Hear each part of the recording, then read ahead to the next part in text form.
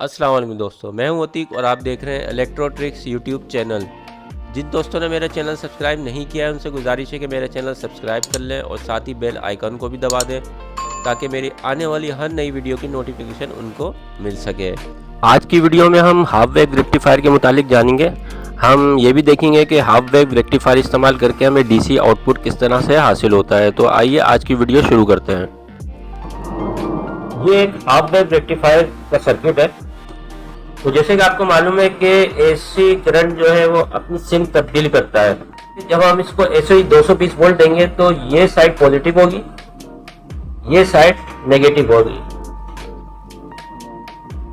Current इस SIM से move करेगा, यहां से पी एन जंक्शन डायोड की तरफ पहुंचेगा। पी टाइप एसी के पॉजिटिव से कनेक्ट होगा तो डायोड ऑन हो जाएगा। ये साइड जो होगी एन टाइप होगी। तो करंट मूव करेगा, यहां से फ्लो करेगा, फ्लो करता हुआ यहां पे पहुंचेगा। ये एसी का फर्स्ट हाफ यानी कि पॉजिटिव हाफ ये मूव कर रहा है। पॉजिटिव हाफ ये मूव कर रहा है, यहां आया, यहां हमने लोड लगाया हुआ रेजिस्टेंस। यहां पे जब आएगा तो हमें डीसी के तौर पर यहां पे हासिल हो जाएगा और ये यहां से मूव करता हुआ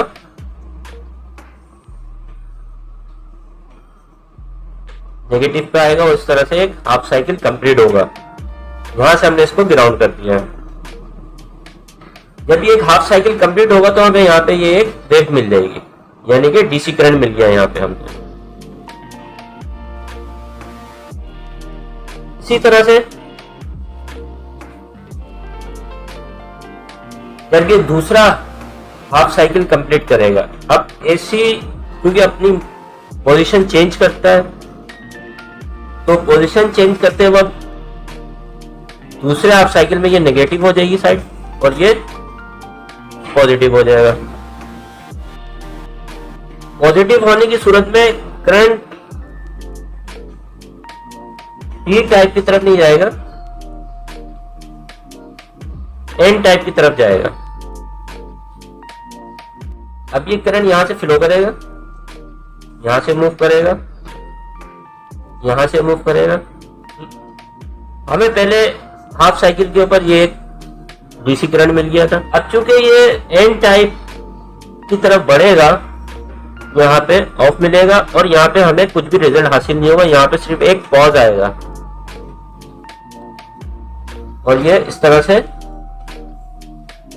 अपना एक हाफ साइकिल कंप्लीट करेगा। यानी कि फर्स्ट हाफ पे हमें करंट मिला, सेकंड नेगेटिव हाफ जब इसने कंप्लीट किया तो हमें कुछ भी हासिल नहीं हुआ, यहाँ पे एक पॉज आ गया। एसी सोर्स का पॉजिटिव जब पी टाइप से कनेक्ट होगा तो ये फॉरवर्ड बायस हो जाएगा और डायोड से करंट फ्लो कर जाएगा। और जब पॉजिटिव एन टाइप से कनेक्ट करेगा तो रिवर्स बायस में चला जाएगा और यहाँ पे हमें सिर्फ एक पॉज मिलेगा और कोई करंट हासिल नहीं होगा। जैसा कि अभी आपने देखा कि हाफ वेव रेक्टिफायर के सर्किट में जब एसी ने अपने दोनों सर्किल कंप्लीट किए, यानी कि फर्स्ट हाफ पॉजिटिव हाफ और सेकंड हाफ नेगेटिव हाफ जब कंप्लीट किया था, आउटपुट के ऊपर हमें फर्स्ट हाफ में एक वेव मिल गई, डीसी करंट मिल गया और सेकंड हाफ में जो नेगेटिव हाफ था उसमें हमें एक पॉज मिला, यानी कि हमें कोई करंट नहीं मिला, यहाँ पे एक गैप आ गया। बिल्कुल इसी तरह से जब एसी अपनी सिम तब्दील करता रहेगा, एसी करंट पॉजिटिव नेगेटिव और नेगेटिव पॉजिटिव करता रहेगा।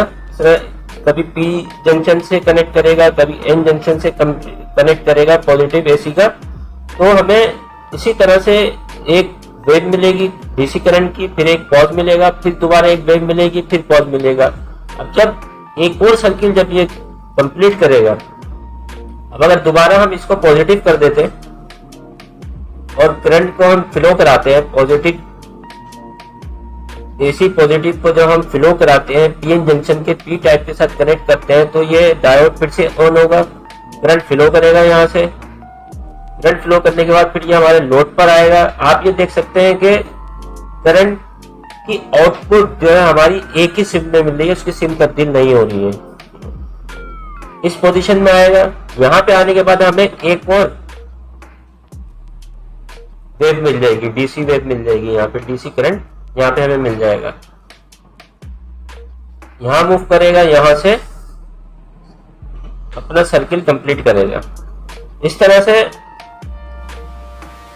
ये सर्किल कंप्लीट करने के बाद हमें एक और वेव मिल गई, यानी कि जब हमने एसी सोर्स इस सर्किट को दी तो फर्स्ट हाफ में हमें करंट मिला, सेकेंड हाफ में एसी का पॉजिटिव एन जंक्शन से कनेक्ट किया, इस वजह से हमें यहाँ पे सिर्फ पॉज मिला, कोई करंट नहीं मिला।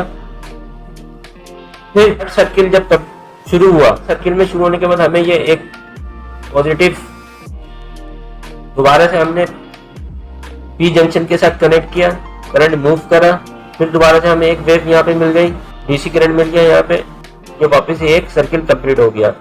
इसी तरह से जब ये मूव करता रहेगा,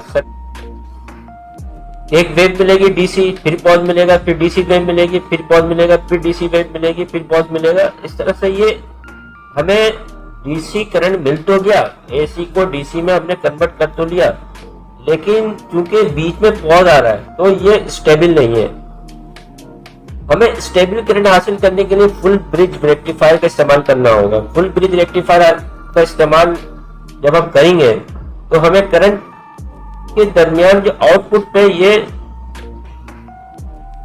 पॉज नहीं मिलेगा, हमें करंट इस सूरत में मिलेगा। First cycle, second cycle, third cycle, इसी तरह से ये चलता रहेगा, हमें मुकम्मल डीसी करंट एक ही सिंक में मिलता रहेगा।